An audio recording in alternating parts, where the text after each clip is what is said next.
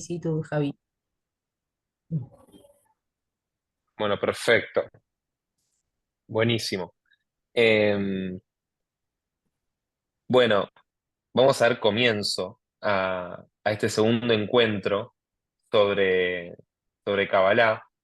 Em, Cuando Baruch nos diga, Belén nos va a auxiliar con una presentación que se armó para esta ocasión, solo bueno, para los que nos escuchan hoy y también para los que nos vean en diferido, recordar un poco una breve reseña, ¿no? de la trayectoria de Baruch. Baruch fue profesor superior de Pedagogía y Estudios Judaicos, magíster en Filosofía Contemporánea, miembro no médico del Comité de Ética de FLENI, exdirector general de la Asociación y Escuelas Hort Argentina entre 1987 y 2006, exdirector pedagógico del Ministerio de Educación de la Ciudad de Buenos Aires para las escuelas de gestión privada entre 2007 y 2021, autor de trabajo de investigación y planes de estudios sobre educación general y educación judía para todos los niveles de enseñanza, ex integrante del Comité de Investigación y Desarrollo Hort Mundial y jurado de diversos concursos y certámenes de educación y educación específicamente también judía. Así que bueno, es un honor, Baruch, que puedas estar ofreciendo estos espacios en el marco de la Sociedad Israelita de Carlos Casares para compartir generosamente tus conocimientos y, y bueno, te doy la palabra y te agradezco en nombre de la sociedad. Bueno, nuevamente muy buenas noches y gracias por la oportunidad de compartir algunas de estas inquietudes espirituales que felizmente nos llaman la atención y nos convocan. Eh, Hoy en este segundo encuentro voy a hacer una brevísima reseña de lo hablado en la vez anterior y me voy a centrar en los aspectos específicos de la Kabbalah o Cábala a través de el árbol de la vida o el árbol de la Sefirot, para facilitar un poco eh, la comprensión y la explicación de algunos de estos tópicos. He preparado un PowerPoint que con la ayuda de Belén vamos a compartir y bueno, si tienen preguntas, dudas, inquietudes o discrepancias también, con mucho gusto las vamos a tratar de resolver siempre y cuando yo esté a la altura de los requerimientos académicos que me quieran plantear. Así que si podemos, compartimos la pantalla con los textos de este PowerPoint que está Bárbaro, referido ya al, lo comparto, Bárbaro. bueno, eh, el título general acerca del misticismo y obviamente dentro del pensamiento místico el tema de la Kabbalah o Cábala. En algunos casos se escribe con K, en otros con C, pero para el caso no hacemos grandes discusiones acerca de la parte de cómo se escribe en español. En todo caso, la palabra Kabbalah o Cábala eh, significa literalmente recepción, es decir, algo que se recibió como revelación o como legado o como una transmisión en el ámbito de lo espiritual. Entonces, yo no sé si puedo manejar yo el PowerPoint o tengo que hacer alguna seña, pedir que pasar de pantalla. Podés solicitarlo y lo vamos transmitiendo. Bueno, Cuando entonces, querés que pasemos de slide. perfecto. Ahí estamos bien. Me arreglo una cosita más para ver el texto. Entonces, decíamos en nuestro encuentro anterior, en forma introductoria, que primero tenemos que acercarnos al concepto de misticismo. El misticismo, tal como lo están viendo seguramente en el texto, propone descifrar el complejo de los fenómenos, de los atributos de Dios y de la creación según los relatos de la Torá. Es decir, la Torá es el texto revelado, base, y no importa ahora la discusión de si la Torá fue escrita por personas y recopilada en algún momento de los pasados siglos o si es textualmente una revelación. Esa es una discusión antropológica e incluso filosófica que en este momento no es pertinente ampliar. Pero a los efectos del concepto de misticismo, la intención es entender y explicar el secreto de la creación y del creador. El creador, desde el punto de vista de la tradición judía, no puede ser aprehendido por la comprensión humana. Es como si dijéramos, no puede haber una teología, porque la capacidad de comprensión acerca de una entidad que no es comparable a la condición humana nos es inaccesible. Aún así, en estas vicisitudes de la humanidad se le atribuyen al creador características o atributos comparables a las conductas humanas o a las actitudes humanas. Es misericordioso, es tardo en la ira, es omnipresente, etcétera, etcétera, etcétera. Entonces, el misticismo intenta responder de algún modo a los interrogantes de la vida y para qué estamos en el mundo, para qué existe todo lo que existe. Eh, yo tenía una profesora en la escuela secundaria que decía, si quieres ser feliz como me dices, no analices, no analices. Pero nosotros queremos ser felices en el sentido de entender algo más acerca de quiénes somos y por qué estamos o para qué estamos también en el mundo. Entonces, este procedimiento de pensamiento místico intenta que entendamos que el mundo, desde la tradición judía, al margen de las creencias que cada uno pueda tener individualmente, fue originado por Dios, que es su fuente, y entonces podemos intentar definir el papel del ser humano en la tarea de perfeccionar el mundo. En algún momento de esta charla, posteriormente, hablaré del concepto de perfeccionar el mundo. Parte de esta disciplina se conformó con un movimiento específico llamado Kabbalah o Cábala, que es la recepción, como decía hace un minuto. Así que seguimos con el texto siguiente que nos explica que el misticismo se originó dentro del pensamiento judío en una primera etapa o periodo hasta la época talmúdica. El Talmud es la ampliación legal de las leyes de la Torá con el desarrollo de lo que hoy llamaríamos los decretos que explican cómo debe aplicarse una ley y las discusiones entre los sabios y los rabinos acerca de la pertinencia de determinadas costumbres o las razones por las cuales se tomaron las decisiones que se tomaron.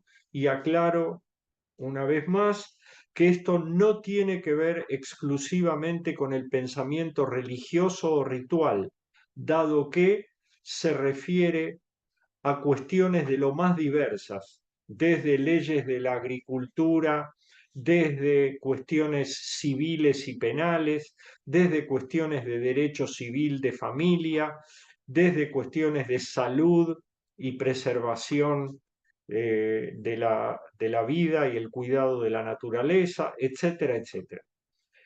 El periodo siguiente al de la época talmúdica es el del desarrollo específicamente de la Kabbalah, aproximadamente en el siglo XIII en España.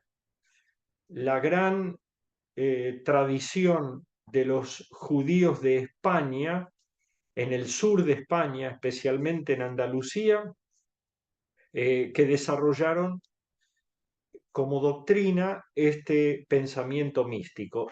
Luego viene el período de la tierra de Israel, después de la expulsión de los judíos de España, y posteriormente, en forma más amplia, ya no tan acotada cronológicamente, la difusión en Europa. Entonces, seguimos con la pantalla siguiente, que estamos,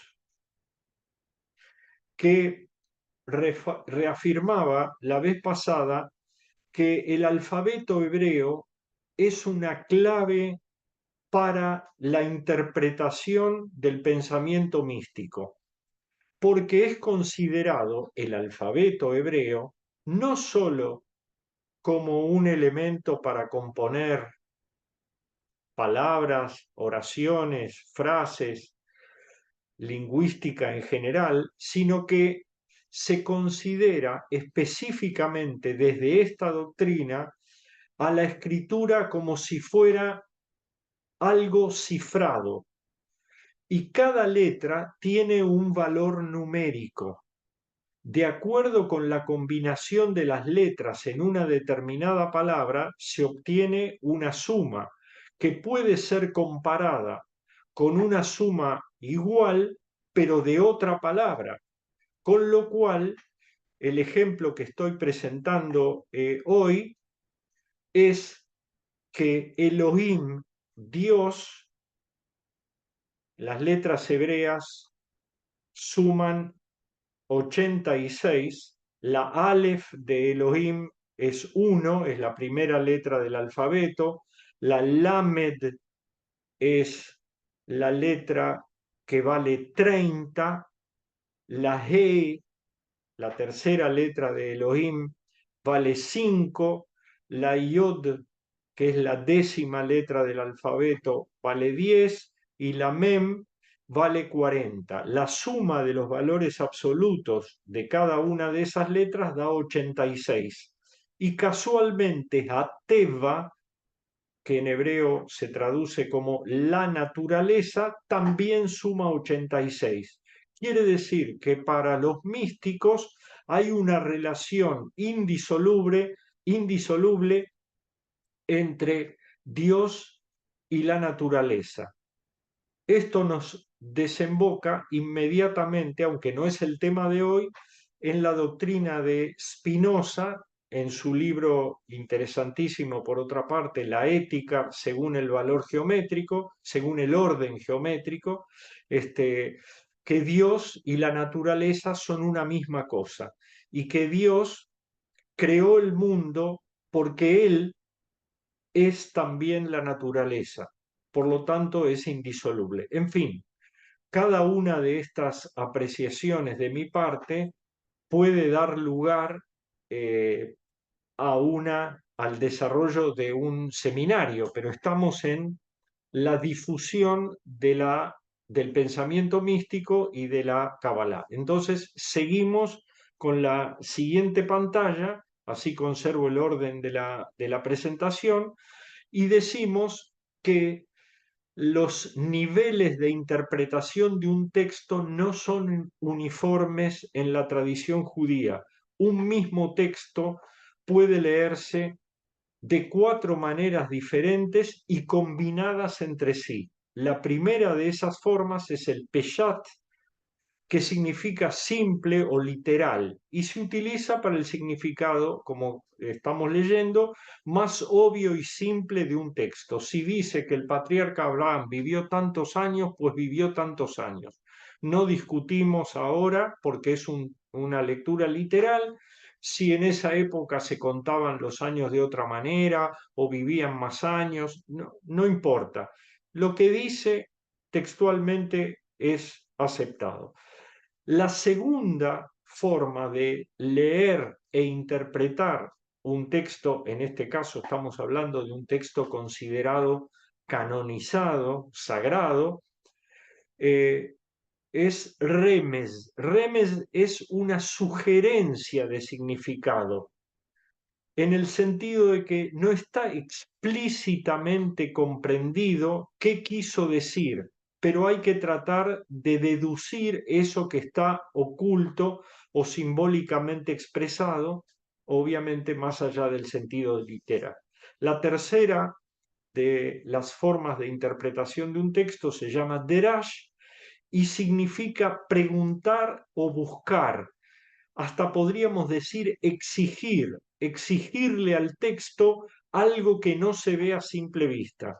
Y se utiliza, obviamente, para el significado comparativo, a eso se lo llama midrash, es la misma raíz hebrea, derash, midrash, el sonido ya nos lo asocia, analizando una palabra en un determinado contexto y por qué si aparece en otro contexto esa misma palabra, resulta ser que nos ayuda a comprender lo oculto o lo oscuro en ese lugar donde apareció por primera vez y no logramos dilucidar totalmente su significado.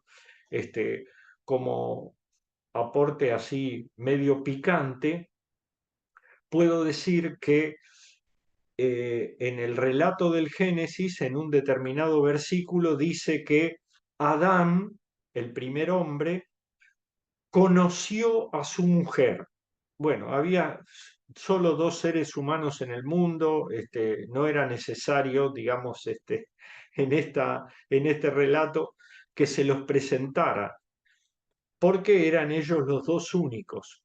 Pero cuando el texto bíblico utiliza la expresión o el verbo conocer, se refiere a relación sexual. Entonces, en otros contextos, cuando aparece este infinitivo o conjugado en el vínculo entre personas, se deduce que si apareció ese mismo vocablo es porque hay una relación de intimidad que en algunos casos lleva a la constitución de una familia o a una violación o a lo que fuere. Pero gracias a esa interpretación que se le exigió a la palabra, para no quedarnos en el contenido literal, resulta ser que comprendemos algo que después ilumina otros versículos que pueden estar oscuros u ocultos. Y por último, la cuarta manera de interpretar un texto se llama sod, que significa secreto o misterio, para acercarnos al significado esotérico o místico, y este es el fundamento de buscar lo que se tradujo en la Kabbalah.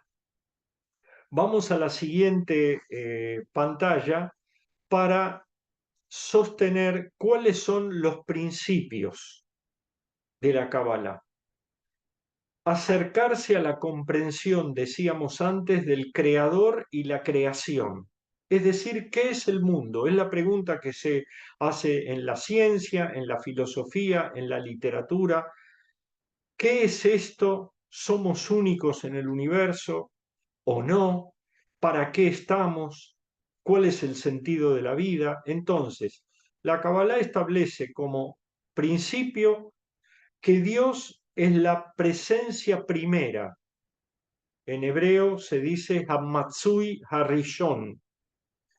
Bueno, la transliteración, ¿no? esencia espiritual por encima de todo entendimiento y al margen de todo raciocinio humano.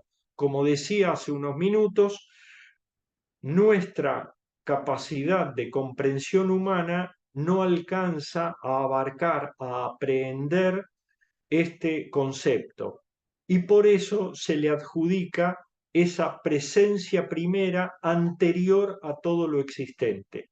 Entonces, no tiene calificativos de dimensión, de límites, de comparación, de variación, de voluntad, de fin o instinto, ni tiempo, ni espacio o potencia. Es decir, si vamos al primer versículo del Génesis que dice, en el principio creó Dios los cielos y la tierra, ¿en el principio de qué? En el principio del tiempo no había tiempo, porque a esa entidad, presencia primera, se la considera la suma de la perfección y del infinito. Ein Sof, sin fin. Ein Sof, sin fin, infinito. Y este punto nos va a ayudar a introducirnos en la estructura que el pensamiento místico organizó como el movimiento cabalístico o la Kabbalah. Así que vamos a la pantalla siguiente. Entonces, primera pregunta que nos surge al haber dicho que este Matsui Rishon, esta primera presencia, ¿cómo es que de esa perfección se creó lo material y lo finito? Que por más que dure mucho tiempo, tiene principio y tiene fin. Entonces la Kabbalah estableció una teoría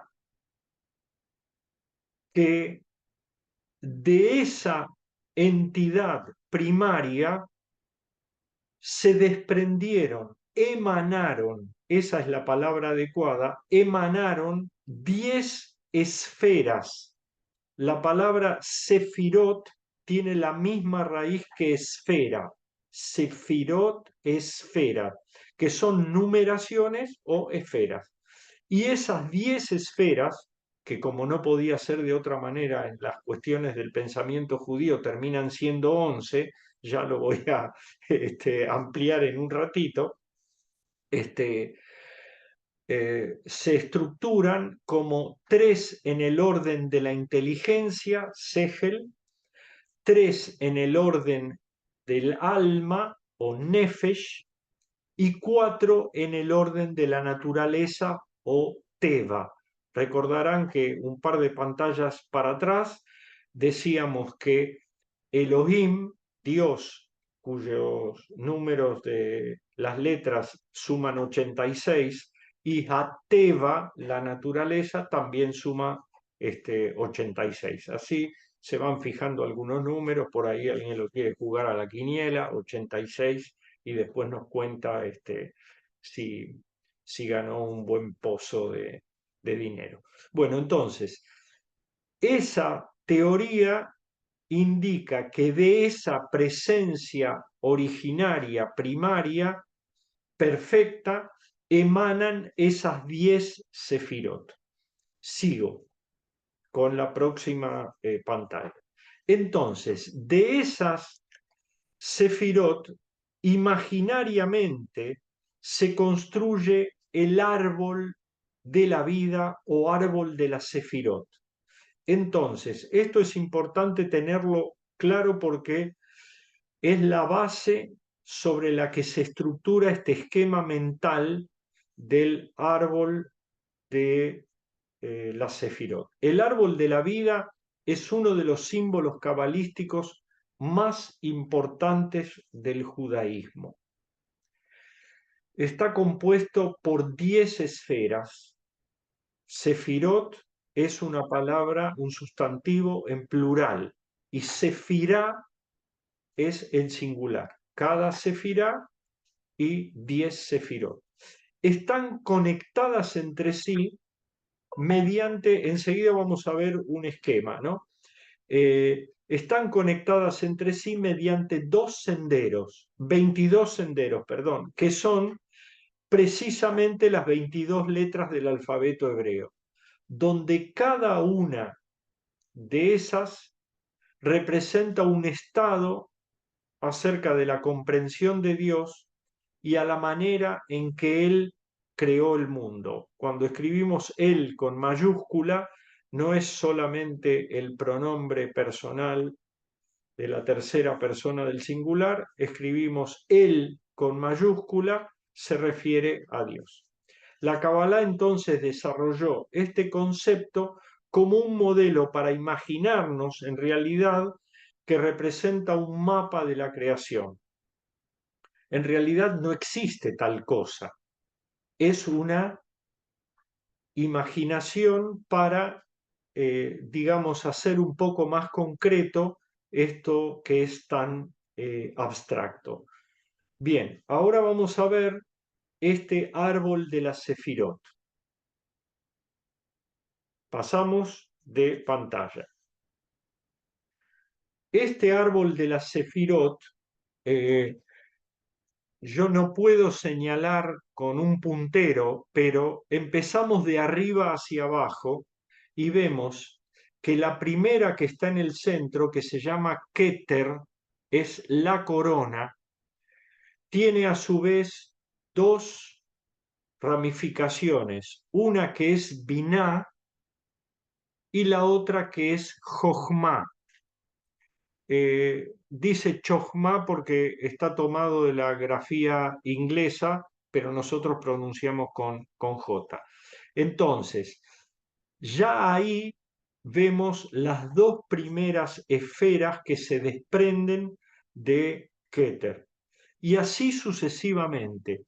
Además, cuando tengan la posibilidad de detenerse un rato más en la lectura detallada de este gráfico, van a poder ver otras relaciones fuera del pensamiento judío que han sido desarrolladas o tomadas a partir de este árbol de la vida. Si ustedes miran, aunque sea a simple vista, van a ver que a partir de Binah, la esfera primera superior izquierda, debajo de ella hay otras dos, Geburah, que es la fuerza o el juicio, y Hod, que es el esplendor. Y de la otra rama, del lado derecho en este caso, a partir de Jochma hay Gesed, que es piedad, y Netzach, que es victoria. Estas, a su vez, nos muestran en el centro inmediatamente una que dice 11, Da'at. No sé si lo están visualizando, pero es la del centro, exacto. Gracias por apuntar perfectamente con la flechita, con el cursor. Dat es el saber, es el conocimiento. Y entonces, todas estas líneas que se entrecruzan entre las distintas esferas son los distintos senderos que combinan estos potenciales que tenemos los seres humanos. Después, debajo de Da'at, está Tiferet, que es la belleza. Debajo, en línea vertical, está Yesod, que es la fundación o el fundamento. Y por último, hacia abajo de todo, Malhut, que es el reino o el reinado. Es decir, claramente por la terminología y la estructura que se le ha dado a este árbol de la vida o árbol de la Sefirot es un pensamiento místico que pretende entender lo que cada ser humano lleva en sí en referencia a que el mundo así fue creado y en cada uno de nosotros, en nuestra vida, en nuestra biografía, en nuestro cuerpo, en nuestra biología, coexisten estas 10, diríamos 11 esferas que nos constituyen. Seguramente quedarán preguntas alrededor de esto, pero vamos a intentar avanzar un poquito más. Pasamos a la siguiente. El árbol de la vida se representa entonces en el árbol de las Sefirot. Son 10 emanaciones espirituales por parte de Dios, lo que dio origen a todo lo existente. Es decir, que de esas emanaciones espirituales aparece el mundo físico. Y esas 10 emanaciones, reitero, se intercomunican a través de 22 senderos, cada uno ligado a cada una de las 22 letras del alfabeto hebreo. Como decía en el encuentro del 8 de mayo, el alfabeto hebreo es como una clave criptográfica que permite dilucidar mensajes que no son los literales. Entonces, del estudio del alfabeto hebreo, no solo de las palabras que se conforman en la lengua hebrea, sino del alfabeto propiamente dicho, se deduce el conocimiento posterior de la Kabbalah y por lo tanto la iluminación en el sentido de entender desde esta perspectiva, obviamente, cómo es que se creó el mundo, el universo y nosotros dentro de este mundo o de este universo. Seguimos. Entonces, los nombres simbólicos y tradicionales que se atribuyen a cada sefirá cubren todas las modalidades de todos los atributos. Como decíamos recién, la belleza, la hidalguía, la fortaleza, todas las características que pueden encontrarse en las personas y en el mundo se enumeran a través de estas sefirot, todos los atributos. Entonces, la primera de las sefirot, que estaba arriba de todo en el mapa, solita, se llama Keter y significa corona y representa ese punto primordial de la contracción de Dios. Dios se contrajo en una forma muy, como si dijéramos, de agujero negro en términos de los físicos. Esa contracción dio origen a través de una explosión cósmica a la creación del mundo. Esa contracción de Dios sobre sí mismo y posterior expansión infinita de él es asimilable también a la idea del Big Bang, que es muy posterior, pero que de algún modo la podemos considerar emparentada con esta doctrina. Es decir, Dios, que era todo y lo único existente antes de la creación, se contrajo al máximo y luego, después, a través de una expansión, generó el universo, generó lo existente, generó todo lo que vive y todo lo inerte.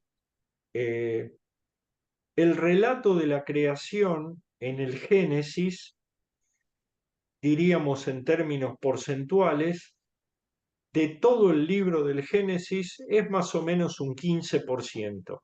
Eso es biología, física.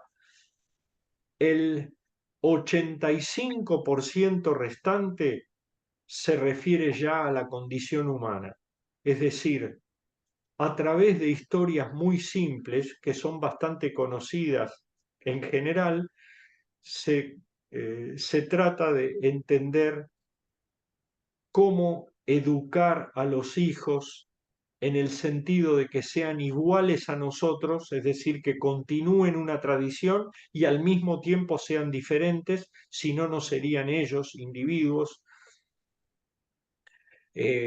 Cómo trabajar el tema de los celos, cómo salir de la casa, cómo dedicarse a otra cosa distinta de la que vieron a sus mayores, etcétera, etcétera. Los ejemplos son los conocidos de las historias que todos recordamos, que Caín mató a Abel, que Noé fue el indicado para salvar a una especie de segunda humanidad después del diluvio, es decir, la idea de transgresión, la idea de recompensa, la idea de responsabilidad, la idea de rendir cuentas. Estos relatos, debidamente explicados a través de la cuarta forma de interpretación de un texto, intentan orientarnos para dilucidar los secretos de la creación. Decía, y lo repito, decía la otra vez, que es muy difícil que nosotros podamos estudiar Kabbalah, porque hacen falta algunas condiciones que nosotros no cumplimos. Por ejemplo, que hay que ser mayor de 40 años. Todavía nosotros no tenemos 40 años, somos muy jovencitos todos, así que tenemos que esperar un poco, porque, bueno, bromas aparte, se decía que la persona tiene que alcanzar un grado de madurez que se suponía que venían con los años de vida. La otra cuestión es que hay que tener un guía o un maestro, porque si uno se mete en estos laberintos esotéricos y místicos, se puede trastornar, se puede volver un poco loco. Y además, en esa época se decía que había que estar casado. ¿Por qué? Porque la mayoría de las interpretaciones cabalísticas tienen connotaciones o implicancias sexuales, genitales.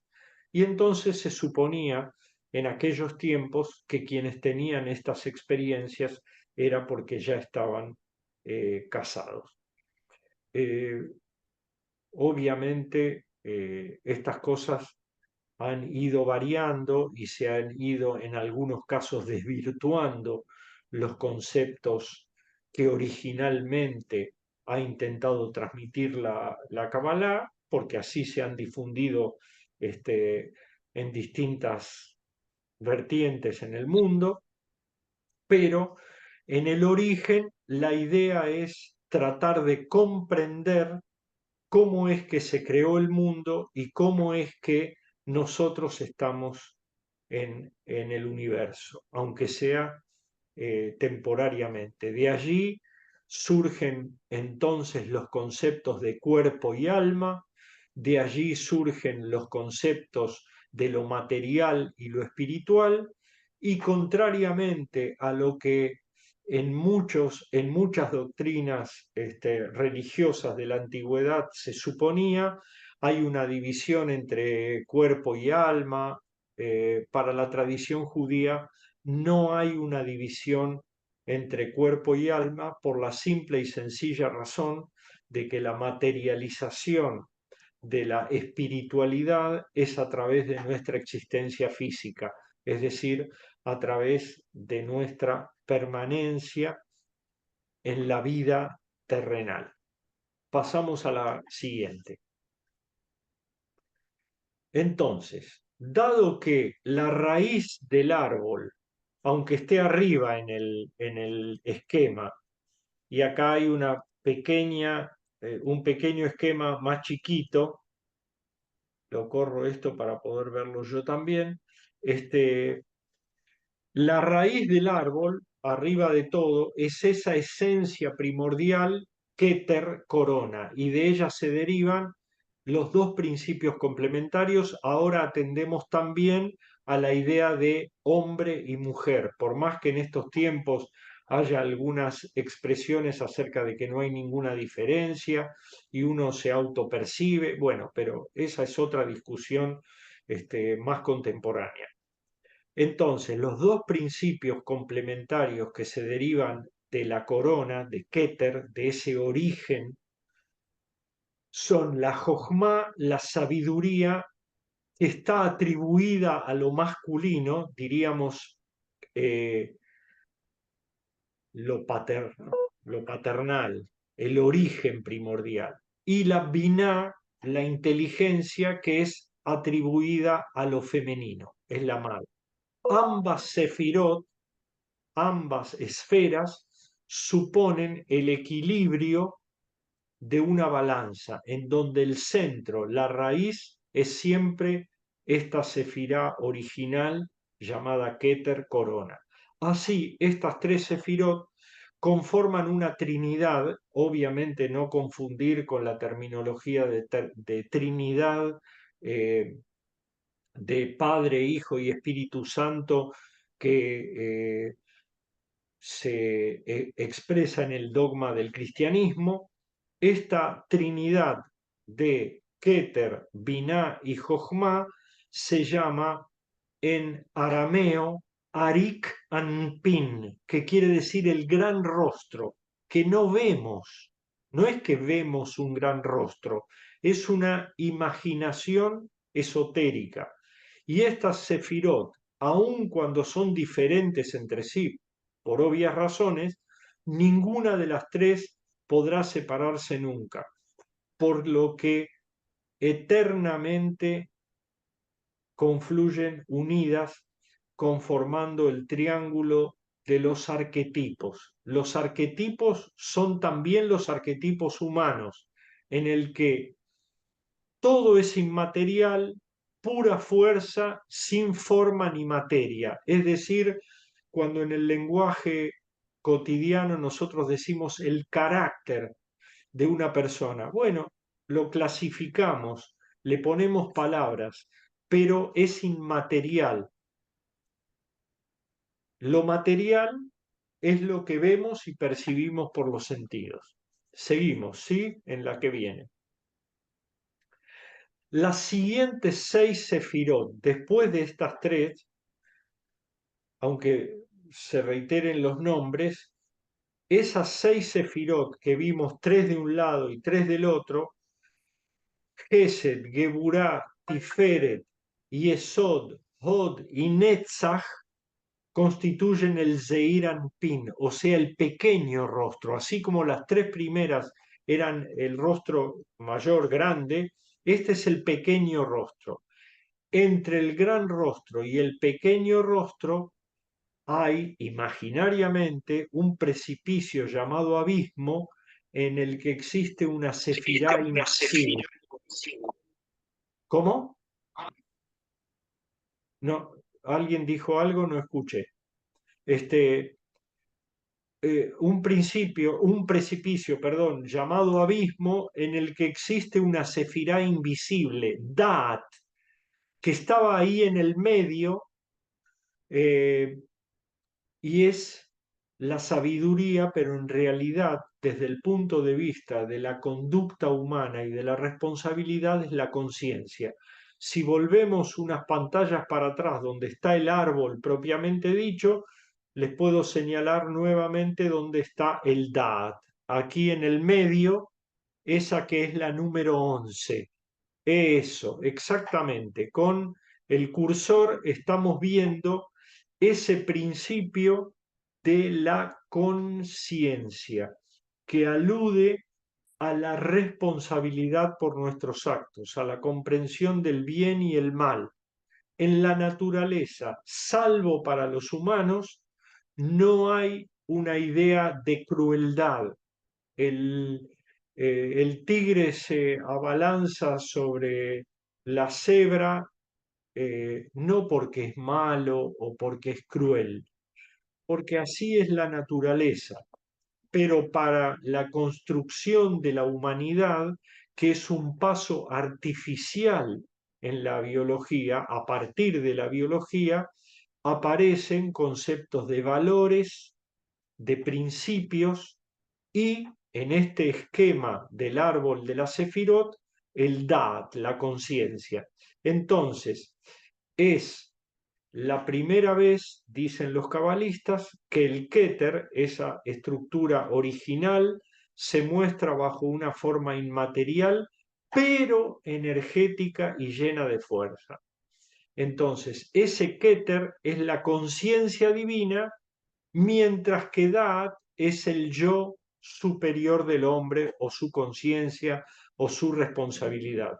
El concepto de conciencia divina también es una arbitrariedad, dado que dijimos hace unos cuantos minutos que no tenemos capacidad por nuestra limitación humana de acceder a la divinidad, a la comprensión teológica de qué es Dios. Bien, seguimos con la siguiente. Las Sefirot se presentan como dimensiones de la realidad del universo y de la realidad de cada uno de nosotros como seres humanos. El pilar de la derecha, van a poder ver todas las veces que quieran cuando tengan el PowerPoint, el pilar de la derecha que tiene la Sefirot, Jochma, Gesed y Netzach, representa la misericordia y el amor. Es el espíritu masculino. Y el pilar de la izquierda, bueno, ahí está, Jochma, Gesed y Netzach, es el principio masculino, y el pilar de la izquierda, donde están Binah, Geburah y Hod, o sea, la comprensión, la fuerza, el juicio y el esplendor, es el pilar femenino. Entonces volvemos a donde estábamos en la pantalla siguiente. El pilar izquierdo con Binah, Geburah y Hod señala el juicio, y este pilar se encuentra la concentración porque es el espíritu femenino. En el centro se encuentra el pilar central, obviamente, o del equilibrio. Entonces, Keter es el basal y luego vienen las tres sefirot restantes, Tiferet, Yesod y por último Malhut. El pilar central, entonces, conforma los atributos divinos más absolutos y el yo superior al hombre o conciencia, ubicado en ese abismo cabalístico del centro del árbol que llamábamos o que mencionábamos como Da'at. Seguimos. Va complicado, ¿no?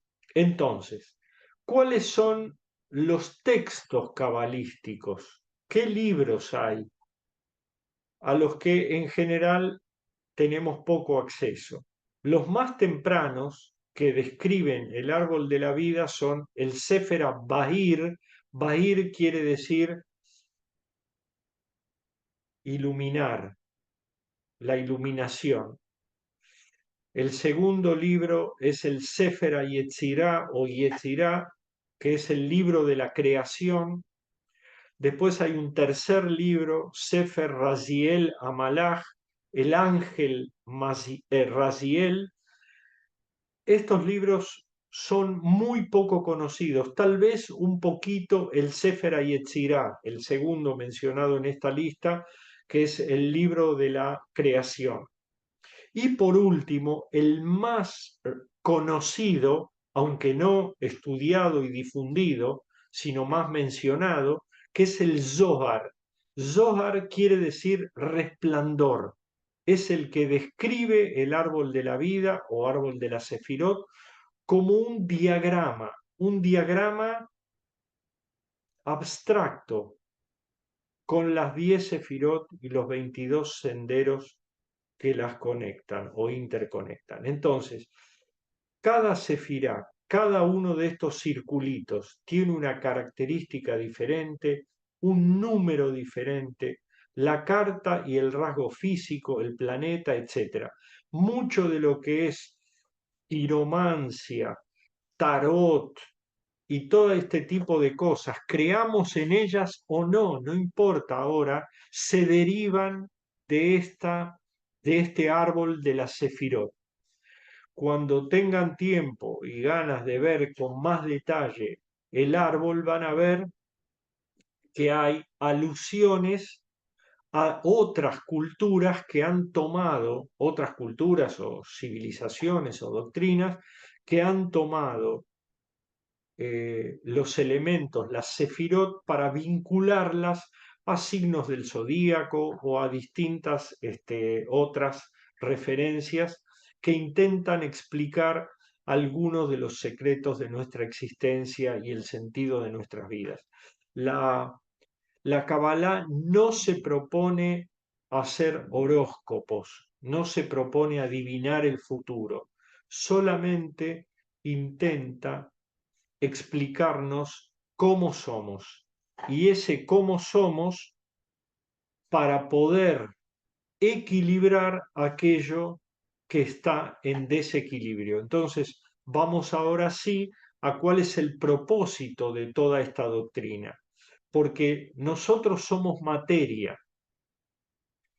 Y como decía hace un rato, parecía que hay una disociación entre materia y espíritu, pero el judaísmo como doctrina, aun cuando hay discusiones internas todo el tiempo, considera la materia como el sistema, como parte del sistema creado para nuestro perfeccionamiento. Es decir, nosotros no somos solo espíritu, somos espíritu y cuerpo. Y entonces nuestra espiritualidad solo puede manifestarse en el campo de lo material. Si no existimos materialmente, no hay espiritualidad posible. Aquí podría haber una seria, grave discusión acerca de si las almas se desprenden de los cuerpos cuando el ser humano fallece y va a su eterno descanso. En la tradición judía hay varios términos para alma y no son sinónimos. Voy a dar solamente tres. Esos tres términos son nefesh, alma, neshama, alma, pero es otra palabra, y ruach, también alma. Nefesh se refiere a lo que nosotros podemos respirar, es decir, al inspirar y absorber elementos que purifican nuestro cuerpo, sumamos a través de esta acción vital el concepto de espíritu que la naturaleza nos brinda. Neshama, el segundo término, es aquello de lo que nosotros no tenemos control, pero que forma parte de nuestra espiritualidad, como si dijéramos lo inconsciente, aquello de lo que nosotros no tenemos conocimiento ni dominio en nuestra propia existencia. Y Ruach se refiere al espíritu compartido del universo del cual nosotros formamos parte. Y acá hago una pequeña,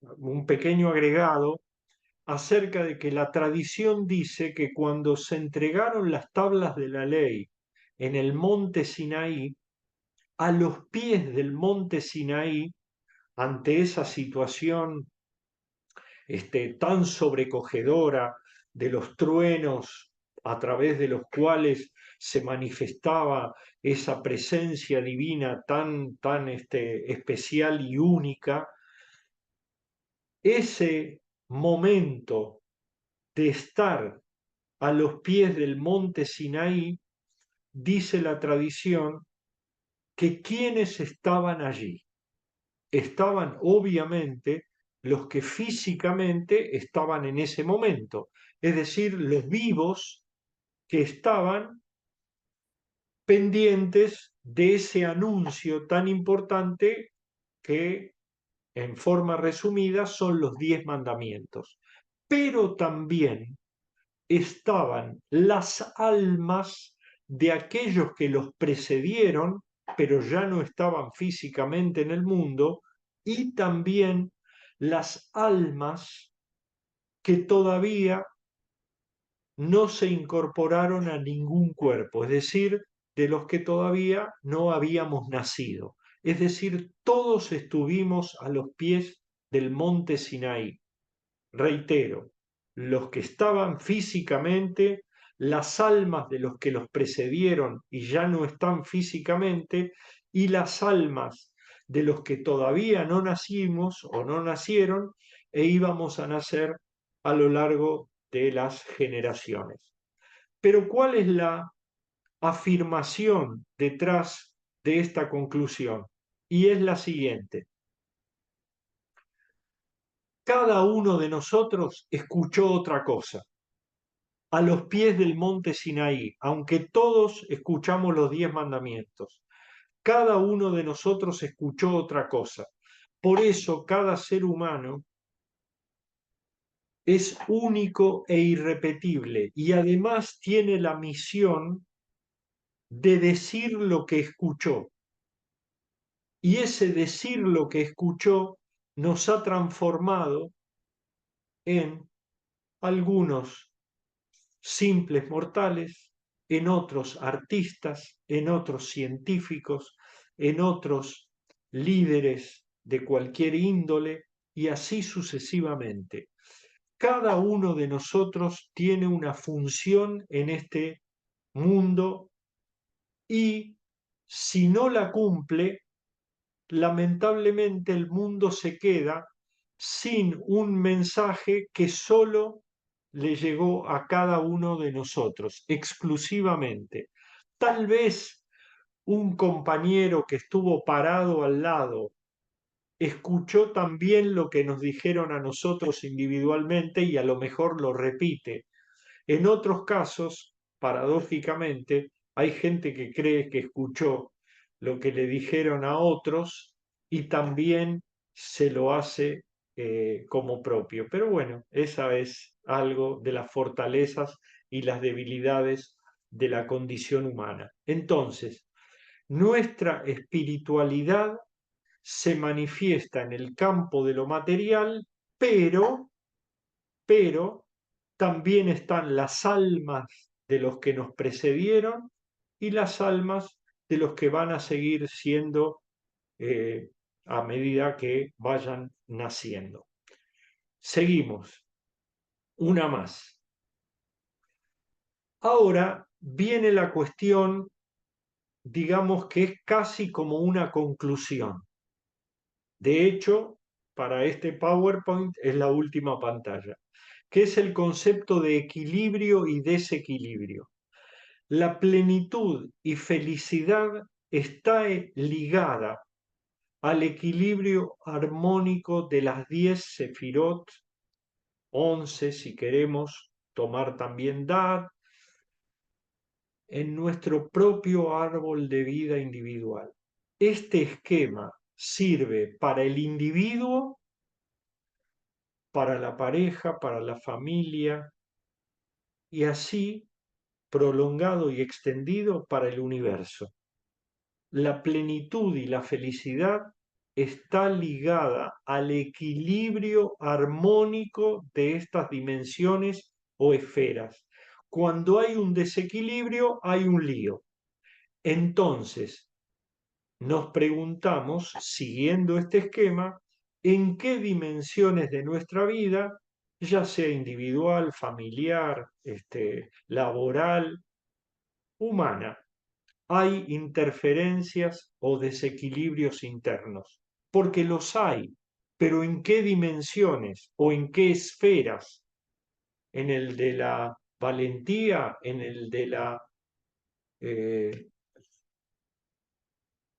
no sé, cualquiera de las que querramos decir? Entonces, lograr ese equilibrio nos acerca a nuestra esencia, única e irrepetible, para descubrir que nuestra existencia tiene sentido. El mensaje que me dieron a mí es distinto del que le dieron a mi hermano, a mi prójimo o a cualquier otro que estuvo parado, digamos simbólicamente, junto a mí a los pies del monte Sinaí. Nuestra existencia tiene sentido en el sentido en que la mística judía impulsa a encontrar el equilibrio individual a través de ese cambio o exploración personal, en hebreo se llama teshuvá, con el propósito, no siempre logrado o lograble, de lograr el cambio general en la sociedad. El mundo en el que vivimos muestra que no hemos logrado ese equilibrio. Y a eso se lo llama tikkun olam, es decir, reparar el mundo. ¿Por qué reparar el mundo? Porque el mundo, una vez que fue creado, ya no le pertenece más a Dios. Lo creó y nos hace responsables a los seres humanos de cuidarlo y transmitir los valores que vamos gestando en este mundo, ya sean los que recibimos y nos han transmitido y los que transmitiremos nosotros. Entonces, dado que el mundo tiene imperfecciones, la función del ser humano es encontrar su propio equilibrio a través de estas 10, 11 esferas del árbol sefirótico y a través del equilibrio que alcancemos por sumatoria podamos llegar a reparar el mundo. Bueno, son milenios en los que estos intentos no tienen por lo menos los resultados o utopías que nos hemos propuesto. Reparar el mundo quiere decir, en términos del alfabeto hebreo, que cuando se escribió el texto de la Torá, que se escribe sobre rollo, no lo escribe cualquiera, lo escriben precisamente los sofrim o los escribas, y esos escribas tienen características personales de elevada condición espiritual, además de la destreza manual para la caligrafía correspondiente, y se dice que en esa primera escritura, simbólicamente hablando, por supuesto, en esa primera escritura hubo alguna letra que no estuvo correctamente escrita. Y esa grieta en el texto, ese error, es el lugar, el agujero por el que se filtró el mal en el mundo. Y ha roto aquellas cosas que armónicamente se pensaron en la conciencia divina, en esa primera y primordial existencia, para que funcionara adecuadamente. A través de ese error es que el mundo toma conciencia de lo que está roto, de lo que está desvencijado, de lo que está en mal funcionamiento y hay que repararlo. Para la tradición hebrea hay dos momentos en el calendario hebreo que son particularmente significativos, además de tantos otros, sin tomar en cuenta en esta clasificación arbitraria mía que el momento más importante es el del día sábado. Una vez por semana se para, no para descansar, sino para entender por qué estamos en el mundo, porque los otros 6 días de la semana vivimos en el mundo en el que tenemos que sobrevivir física y materialmente, tenemos que trabajar, tenemos que ganarnos el pan con el sudor de de nuestras fuentes o de nuestras frentes, pero el día sábado es el día en que intentamos recuperar esa condición humana de no estar al servicio solo de nuestra manutención o la de nuestra familia. Pero los dos momentos más importantes, universalmente hablando desde el punto de vista del calendario, son el de Pesaj, que ya pasó hace unas semanas, la Pascua judía, que tiene que ver con la idea de libertad. Y la idea de libertad, a su vez, tiene dos ramas. Una es liberarse de los dictadores, liberarse de la esclavitud, y la otra rama es la libertad para, es decir, ¿qué hago con la posibilidad de ejercer mi libertad?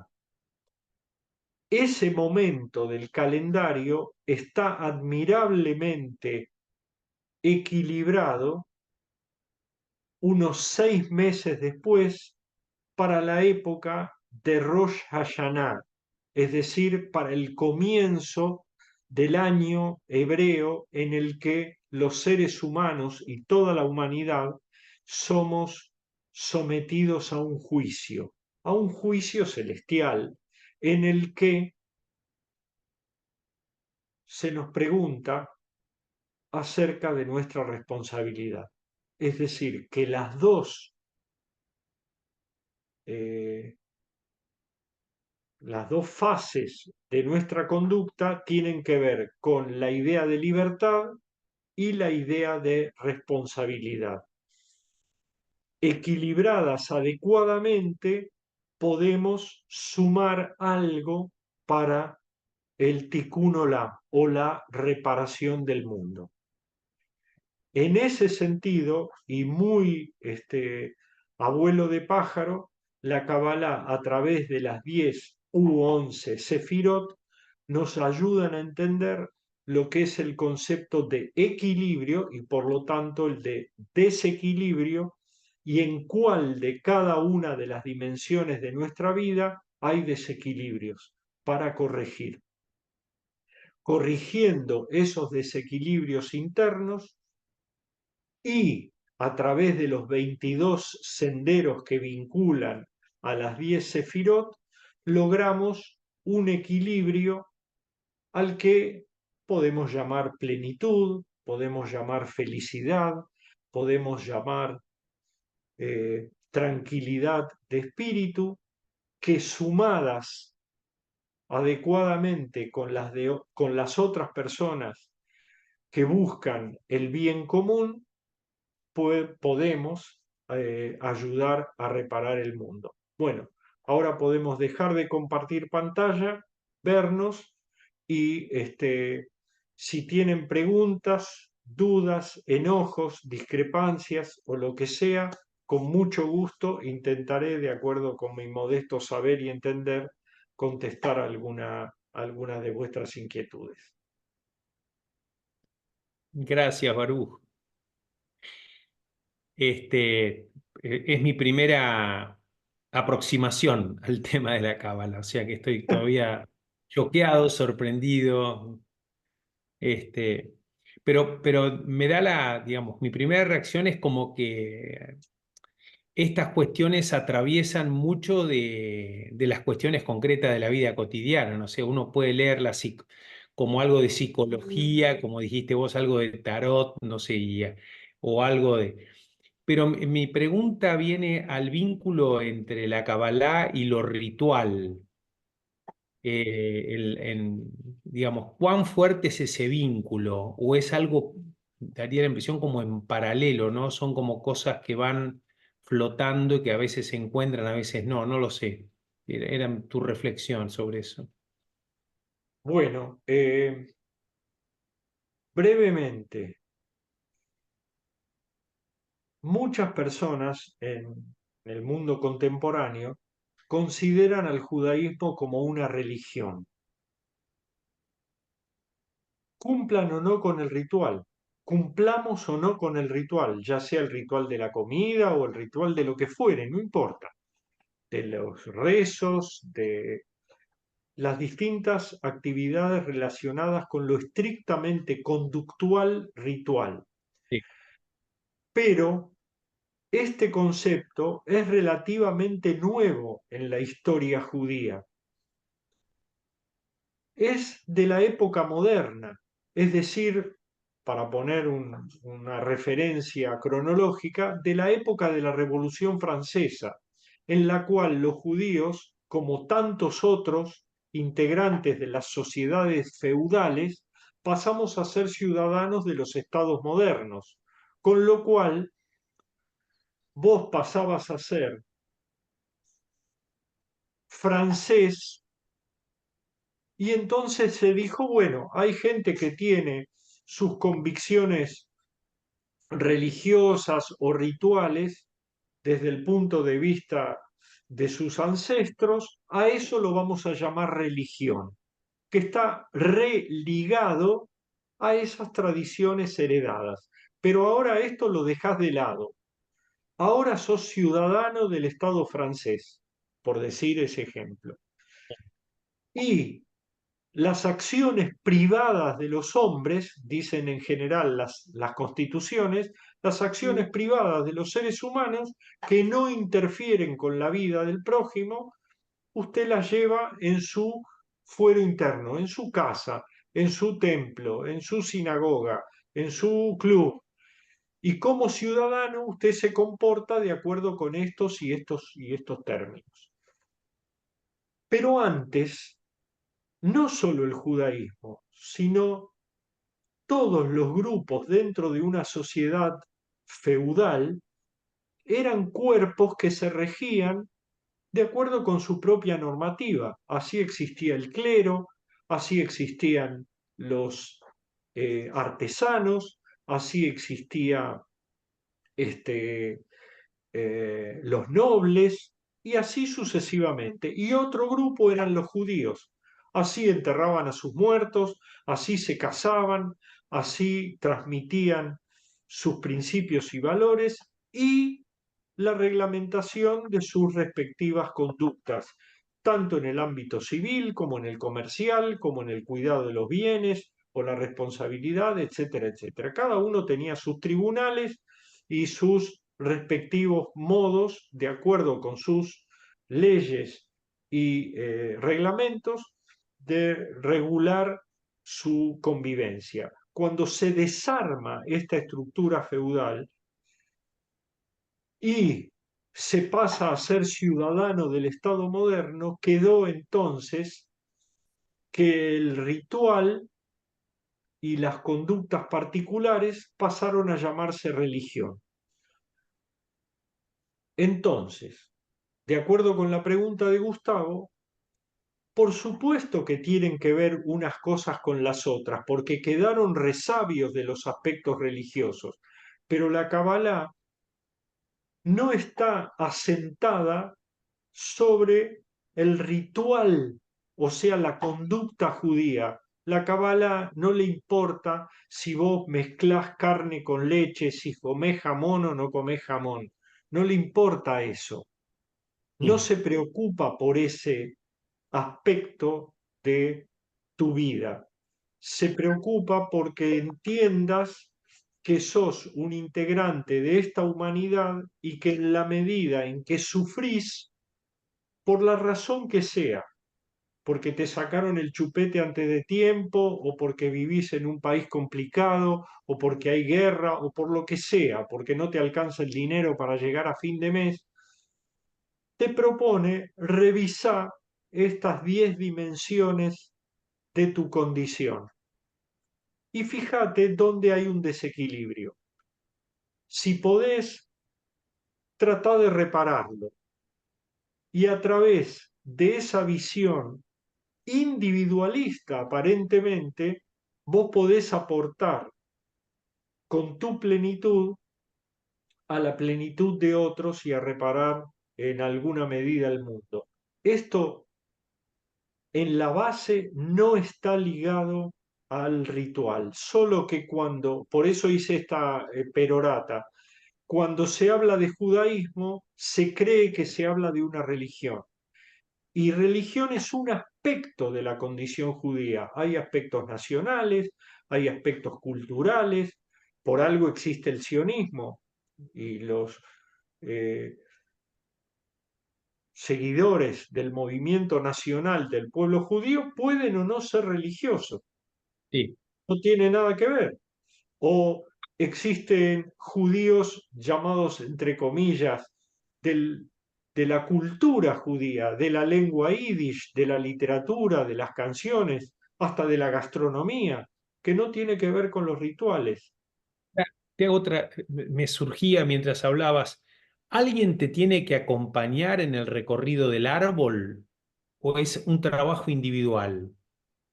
Bien, lo dije y a lo mejor fue como al pasar, medio en broma, que había que tener por lo menos 40 años porque Sí, hay que tener, digamos, cierta madurez, pero al margen de la broma esa, o bueno, tenés que tener una guía, porque sí, te podés volver loco si no. claro. Así dice, me extiendo un minutito más. Las Sí, 4 formas de leer un texto, que eran Peshat, Remes, Derash y Sod, conforman una palabra que se llama Pardés. Si le agregamos vocales a esas consonantes iniciales de cada una de las 4 palabras, se llama Pardés. Y Pardés es también un naranjal o un ámbito donde hay árboles frutales. Entonces, alegóricamente, se dice que 4 sabios ingresaron a un naranjal, a un predio de árboles frutales. Pero en realidad se refiere a que entraron a un mecanismo de leer con estos 4 métodos un texto que admite esas 4 lecturas. Y los 4 que entraron, solo uno entró y salió bien de la cabeza, en paz. Los otros se volvieron locos, en el sentido de que se metieron en el 4 método o mecanismo que implicaba intentar descubrir esos secretos sin la guía adecuada y se les trastocó el asunto. En la pregunta concreta de Gustavo, hace falta una guía. No se puede, no se puede, no es una prohibición legal, meterse en este balurdo. ¿Por qué? Porque así como hay otros mecanismos de revisar nuestras conductas, sea el psicoanálisis, el no sé qué, las constelaciones, o hay mil y una formas en el mundo para alcanzar o lograr un cierto equilibrio cuando uno percibe que algo hace ruido entre los engranajes que componen nuestra existencia. Entonces, si uno tiene una guía, y hay de todo en el mundo, desde eh, el guía o la guía que debe tener Madonna, que habla de Cábala o no sé quién, a rabinos cabalistas, milagreros, hay de todo, que te dicen, no, no te conviene abrir el negocio el jueves porque el jueves no es el día de... Te dicen lo que interpretan. Hay, como en todos los órdenes de la vida, gente más proba, más seria, más elevada espiritualmente, diríamos, y menos interesada en cobrarte un arancel para Claro. guiarte. Pero bueno, eso es simplemente una respuesta extendida a que no conviene meterse solo en este baile.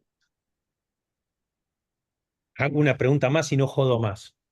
Al contrario, por favor. Daniela, da la impresión, por lo que uno sabe, qué sé yo, que la cábala no es algo exclusivo de los judíos, ¿no? Que hay mucha gente no judía que la explora y la utiliza. ¿Cuánto es eso cierto o no? O sea, ¿quiénes son los que más, además de Baruch, quién es la otra gente que sigue este tipo de disciplinas?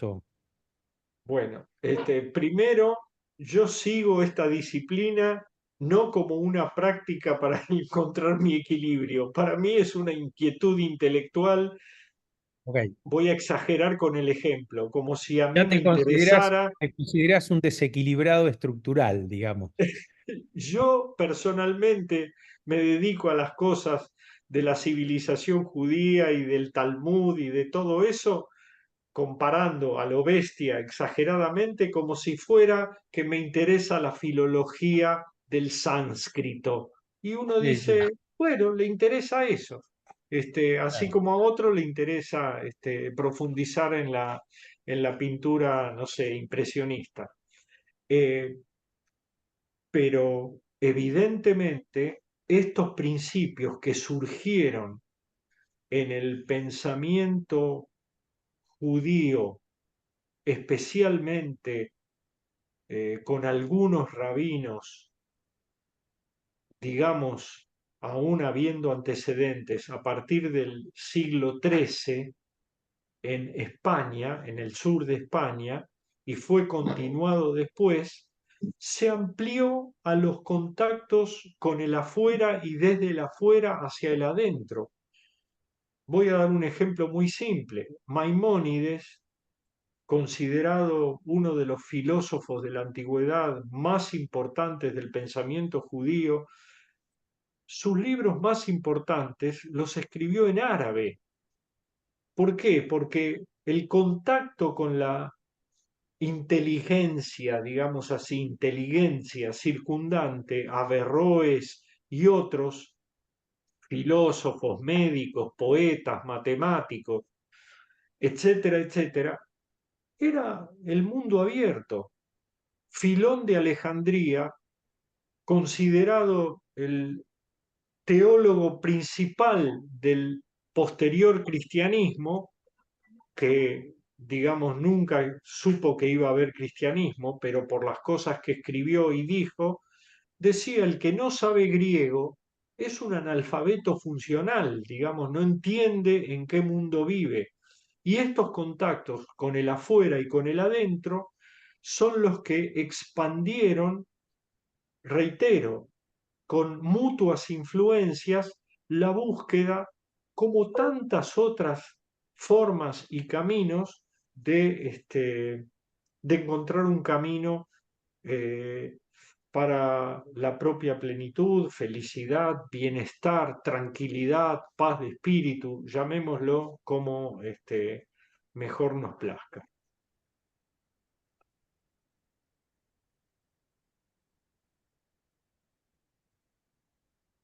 Bien, Hola, hola sí, Baruch. No, ahí me dice Noralí que está sin audio, le estoy preguntando si tiene alguna consulta que hacerte. bueno, muy bien. Tú El eres audio se... Belén entonces, porque ahí dice que te llamás Sociedad Ah, Distrita ah, Carlos yo soy Casares, Belén. que debe ser Belén. Sí. Bueno, sí, Noralí a lo mejor quiere preguntar algo, con mucho gusto, si es que puedo responder. No, la verdad, el audio se normalizó, escuché todas sus palabras, realmente fue muy, pero muy interesante y es como volver a pensar en qué creen los que no creen y replantearse el minuto a minuto para qué estamos acá. claro. Bueno, yo me atrevo a decir, sin preocuparse demasiado, es decir, sin angustiarse, son preguntas existenciales, preguntas válidas que nos hacemos los seres humanos. Pero muy bien Noralí que hizo alusión a algo que comentamos aquel 8 de mayo, acerca de en qué creen los que no creen. Porque los que supuestamente no creen o no creemos, en algo creemos. Creemos en que podemos ser mejores personas, en que podemos, siguiendo lo que mencionaba Gustavo hace un ratito, como al pasar, no joder al prójimo, y a propósito utilizo esta palabra, es decir, no hacer el mal. Ustedes saben que, por ejemplo, los médicos tienen una frase que guía su conducta. Después, si la cumplen o no la cumplen es otra discusión. Pero dicen primum en latín, ¿no? Primum non nocere. Primero, no dañar. Bueno, ¿cuánto se podría mejorar y reparar tratando por todos los medios posibles hasta donde le dé a uno su conciencia, su aptitud, su conocimiento, de no joder al prójimo?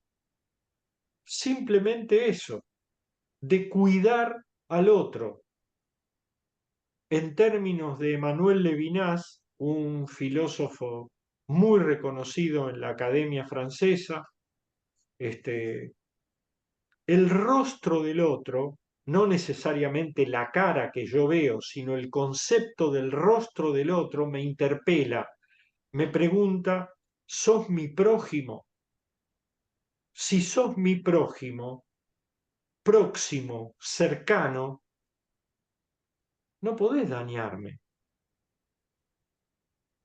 no podés intencionalmente buscar mi mal.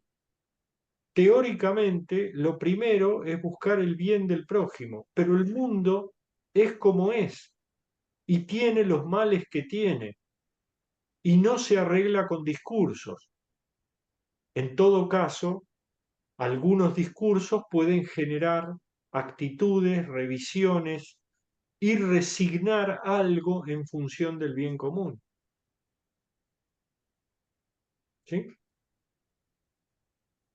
Bueno, a eso me refería, a que se perdió la tendencia y se perdió el respeto fundamentalmente a elegir eh, autoevaluarse antes que autoevaluar a los demás y estar juzgando y mirando. Y yo creo que cuando eso se pierde a un nivel personal, se pierde a un nivel grupal en gran escala. Y eso es lo que nos está faltando. Bueno, en ese sentido, eh, bueno, cada uno tiene la oportunidad, la ocasión, si es que lo quiere abordar, de mejorar lo que puede, por su propio beneficio también, por la tranquilidad de espíritu, no porque su alma va a estar en el paraíso, simplemente para ser más feliz, un poquito, un poquito.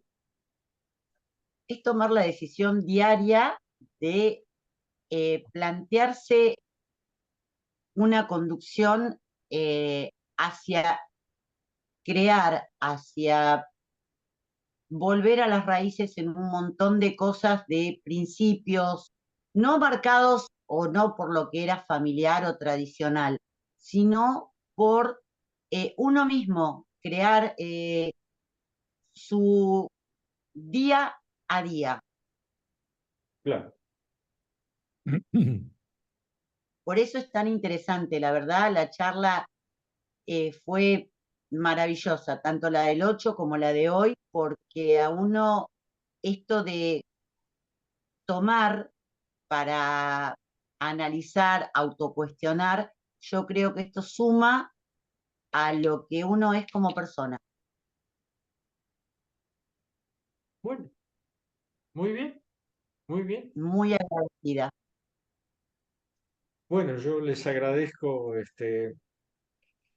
vuestra disposición a dedicar un rato a corrernos de lo cotidiano, que en realidad es inundar lo cotidiano con una brisa, una pequeña dosis de espiritualidad. De mi parte, totalmente agradecida porque es lo que creo que nos hace falta y que tendría que haber más gente interesada en sumar. Bueno, las puertas siempre están abiertas. El asunto es que uno no siempre encuentra las puertas abiertas que considera que nos hacen falta. ¿Qué va a hacer? Ojalá tenga tiempo para darnos otras charlas más, porque la verdad yo agradecida y sumada totalmente. Bueno, eso Vamos está a por proponer verse y entonces. mientras vivimos tenemos la posibilidad de hacer cosas que a veces no nos imaginamos que se nos iban a presentar. A Y que veces, son eh, fantásticas. eh, ¿cómo es esta canción? No sé de quién de los cantantes, de Fito Páez o de alguien que dice, yo no buscaba a nadie y te vi. Exactamente, sí. Maruj, vamos a dejar obviamente el mail de la sociedad, que bueno, ya lo vamos a pasar por mail con la lectura complementaria que usted nos recomendó a todos los Sí, que fueron parte. Después la grabación de las clases para el que lo quiera volver a ver van a estar en el canal de YouTube.